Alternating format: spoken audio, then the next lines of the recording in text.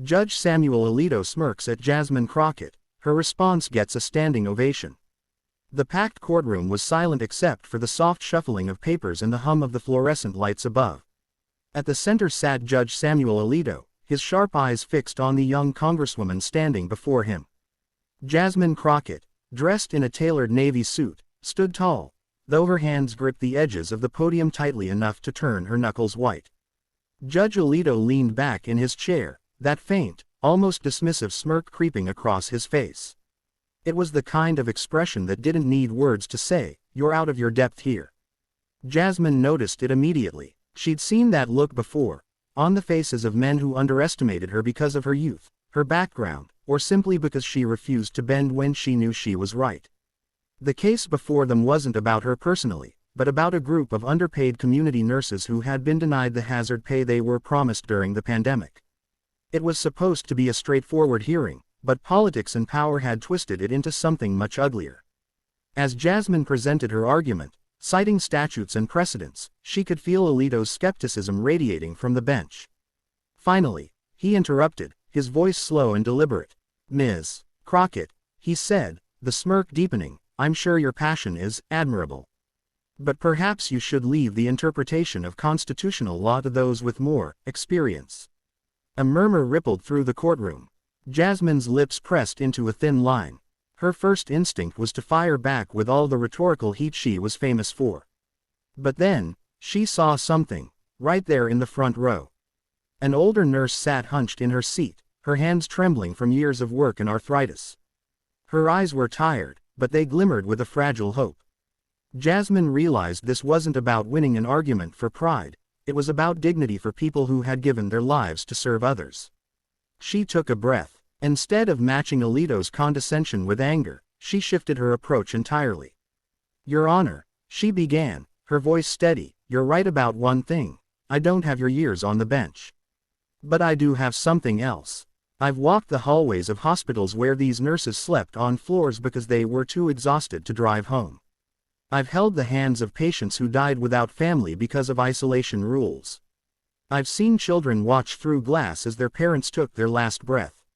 And I've watched these women and men, many of them older than me, risk their lives, knowing no one would pay them for it, because they cared more about humanity than a paycheck."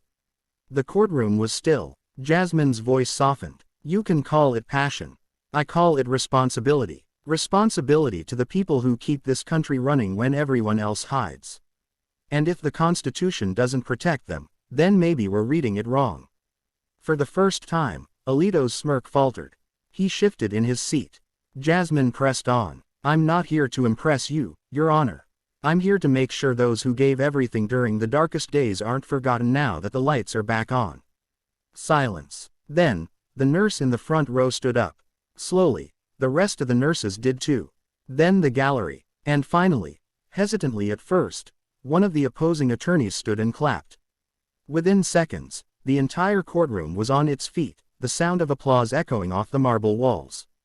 Jasmine didn't smile in triumph. She simply stepped back, allowing the moment to belong to the nurses who deserved it. When the judge finally called for order, his tone was different. The smirk was gone. "Ms. Crockett," he said quietly, "your point is well taken. The court will review this matter with the urgency it deserves." Outside, the reporters swarmed her, asking if she thought she'd changed the judge's mind. She shook her head. "This was never about changing one man's mind," she said. "It's about reminding everyone, whether you wear scrubs or a robe, that kindness and justice are never separate things." That night, videos of her speech spread across social media. Nurses in the US, the UK, and Canada shared it, tagging colleagues with messages like, "This is for us."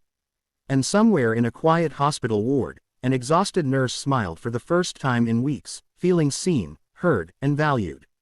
Because sometimes, the greatest standing ovation isn't for the person speaking, it's for the truth they're brave enough to tell. Judge Samuel Alito smirks at Jasmine Crockett. Her response gets a standing ovation extended. The courtroom was a high-ceilinged monument to order and tradition, polished oak benches, tall windows letting in the muted glow of an overcast DC morning. The air smelled faintly of old paper and polished brass. Judge Samuel Alito sat at the bench, his black robe hanging like a shadow around him. He wasn't in a hurry. Judges rarely were, but his expression, half smirk, half boredom, told everyone he'd already made up his mind. Across from him, Jasmine Crockett stood at the podium. She wasn't just representing her clients today, she was representing the countless workers whose sacrifices were invisible to most people in power. Her voice was calm, but her hands on the wood betrayed the tension. The case was deceptively simple. A group of community nurses were suing for hazard pay promised during the pandemic. But behind that simplicity lay years of broken promises, bureaucratic delays, and excuses wrapped in legal jargon. As Jasmine spoke, Alito leaned forward slightly, interrupting. "Ms. Crockett," he said in a measured tone, "you have a way with words. But I'm not sure storytelling is a substitute for law." The smirk sharpened. "Perhaps you should let those with more experience in constitutional matters handle such cases." It was subtle, but in a room like this, subtle could cut deeper than shouting. Jasmine froze for half a heartbeat. The younger version of herself might have met that comment with fire. She might have sharpened her voice to a blade and gone for the jugular. But then she glanced to her right, where a woman in a faded floral dress sat in the front row. It was Linda Holloway, a nurse of 37 years. Jasmine had met her 2 weeks earlier in a cramped apartment that smelled faintly of antiseptic and chamomile tea. Linda had told her about holding an iPad so a daughter could say goodbye to her dying mother, about sleeping in her car between shifts because she was afraid to bring the virus home. And she'd told her something else, something that stuck like a thorn in Jasmine's chest. "I wasn't afraid of dying. I was afraid of dying without anyone remembering I'd tried to help." That memory steadied Jasmine. She looked back at Judge Alito, but her voice was now something entirely different, low, deliberate, and unshakable. "Your Honor," she began, "I don't have your years on the bench. But I've walked where you haven't. I've seen what happens when policy becomes reality. I've been in the rooms where nurses are stitching up a man who's been shot, while their own fevers spike from the virus they caught at work. I've seen them wear the same disposable mask for a week because the supply truck never came. And I've seen them clock out at midnight only to volunteer at a free clinic at 8 a.m. The courtroom had gone completely silent. Even the court stenographer had paused mid-keystroke. She continued, "This isn't about interpretation of law in the abstract. It's about whether the law remembers the people it was written for. And if it doesn't, then maybe we've forgotten what law is supposed to mean." Alito shifted in his chair. The smirk was gone, replaced by something harder to read.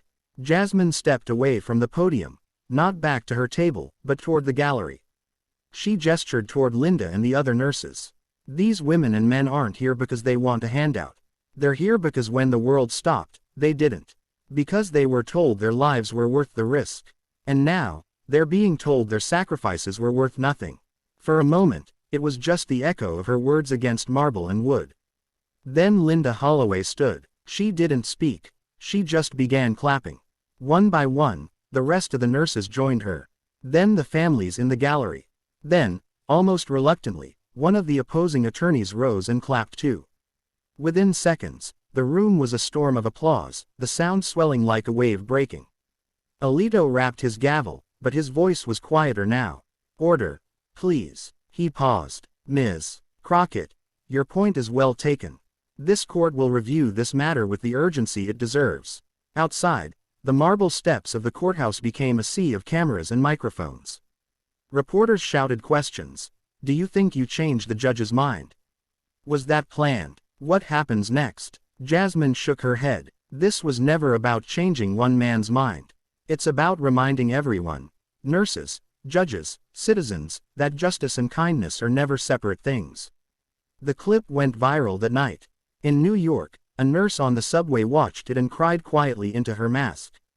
In London, a group of paramedics shared it during a night shift, nodding in silent agreement.